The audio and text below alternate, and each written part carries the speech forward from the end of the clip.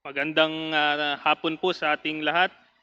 Muli maraming salamat po sa oportunidad. Sa ngalan po ng Trade Union Congress of the Philippines, para po sa mga manggagawa at ordinaryong Pilipino, ang krisis po sa langis sa Middle East ay krisis po ito ng sweldo. PSA na mismo po ang nagsabi, yung piso noon, 75 sentimos na lamang po ngayon. So kung halimbawa sa NCR, yung 695, 500 piso na lamang ang halaga nun. Sa Bangsamoro po, mas masahol. 411 pesos lamang po ang minimum wage doon. Kung ang purchasing power niya, 300 pesos. At sinasabi natin na kalahati po nung sweldo ay napupunta sa pagkain, ano pong ulam ang mabibili ng 150 pesos para makakain sa 3 beses sa isang araw, lalo para sa pamilya.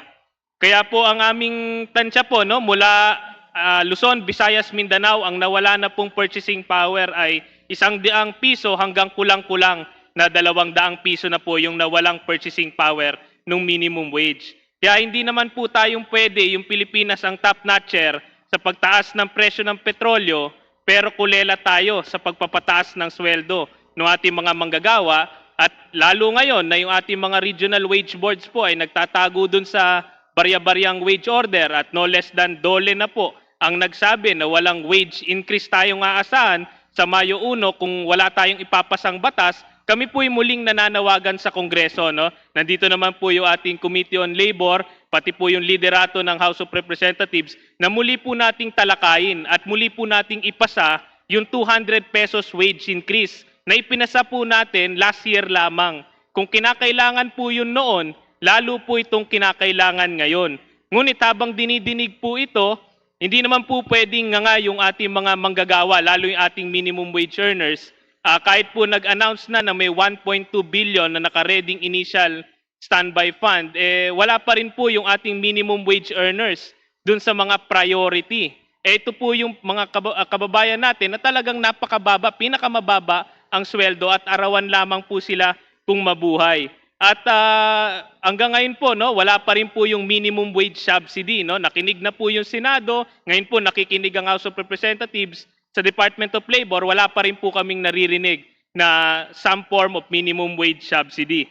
At hindi naman po natin pwedeng sabing magtipid na lamang dahil walang-wala nang matitipid to begin with yung ating mga manggagawa. No? Kaya ang ginagawa nila, patong-patong na utang para makatawid lang. Kaya kami, no, nagagalak kami dun sa GSIS. Meron na silang 3-month loan amortization refund na binibigay sa mga manggagawa.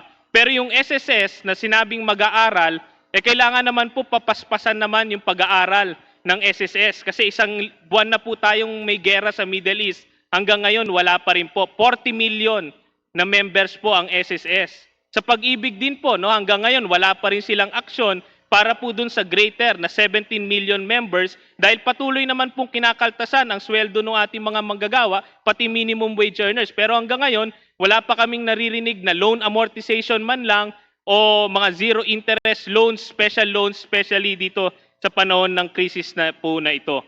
At tandaan din po natin, hindi naman lahat ng manggagawa minimum wage earners. Batid po natin na mas nakakarami yung tinatawag nating middle income earners para hindi naman po sila tuluyang dumausdos na maging low income, no? May bagong panakala nga ang TUCP na reformahin natin yung pagbubuwis, no?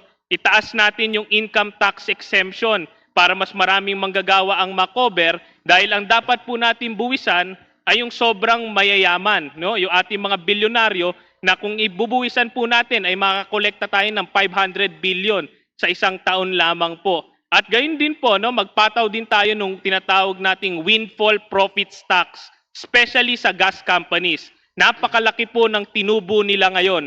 Gayon din po ang pamahalaan dahil tubong lugaw yung industriya, tubong lugaw din yung 12% VAT. Kaya kami rin nananawagan na pag-aralan nating tanggalin yung 12% VAT sa kuryente man lang.